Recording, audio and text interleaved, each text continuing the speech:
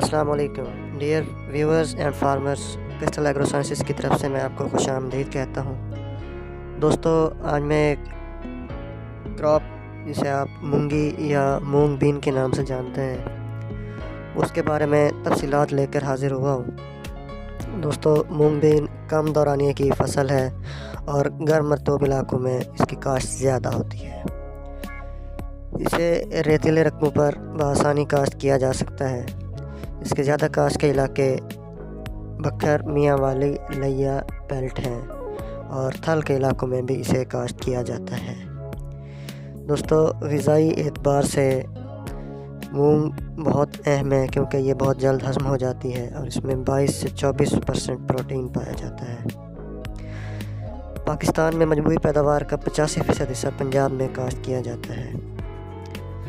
دوستو، اب اس کی انفارمیشن کی طرف چلتے ہیں کہ بھی اس کی زمین کی تیاری سے لے کے ہارویسٹنگ تک کے جو تمام مراحل ہیں، اس کی بیماریاں، اس کے اوپر سپرے، اس کے فرٹیلائزر، یہ تمام فیکٹرز کو آپ کے ساتھ شیئر کروں گا۔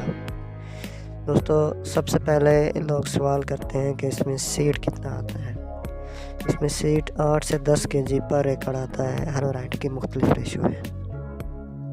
اگلا سوال لوگ کرتے ہیں کہ اس پہ پانی کتنا لگے گا۔ دوستو، 3 سے 4 پانی میں یہ تیار ہو جاتی ہے۔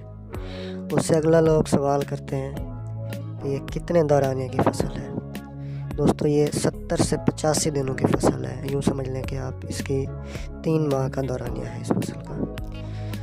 تو پھر اس کا جو ہے نا، لوگ سوال پوچھتے ہیں کہ اس کا سوئنگ ٹائم کیا ہے۔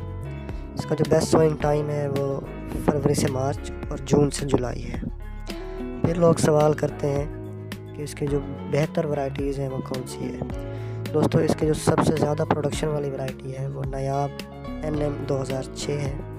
اس کی 20 من تک پیداواری صلاحیت ہے۔ اس کے بعد ازری ہے، پھر NM 92، NM 54 اور چکوال مونگ بین 2006 شامل ہیں۔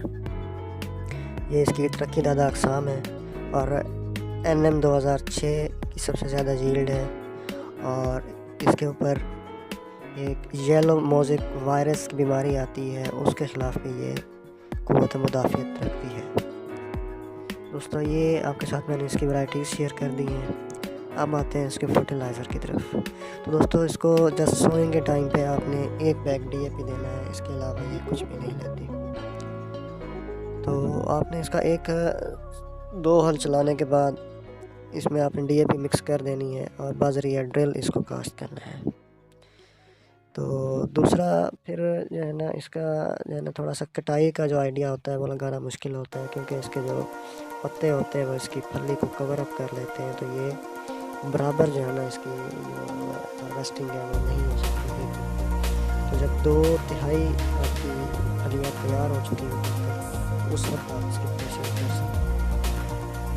دوستو، اس کو آپ سب سے پہلے اس کی کٹائی کر لیں گے۔ کاٹنے کے بعد پھر جو ہے اس کو آپ گندم والی تھریشر میں ڈال کے آپ اس کی تھریشنگ کر لیں گے۔ اور اس کا جو بھوسا ہے وہ بطور چارہ بھی استعمال ہوتا ہے اور اینٹوں کے بھٹے والا بھی اس کو بخوشی ہے۔ دوستوں، دعاؤں میں یاد رکھے گا۔ مزید کچھ سوالات ہوں تو نیچے کمنٹس میں آپ سوالات کر سکتے ہیں۔ Thank you.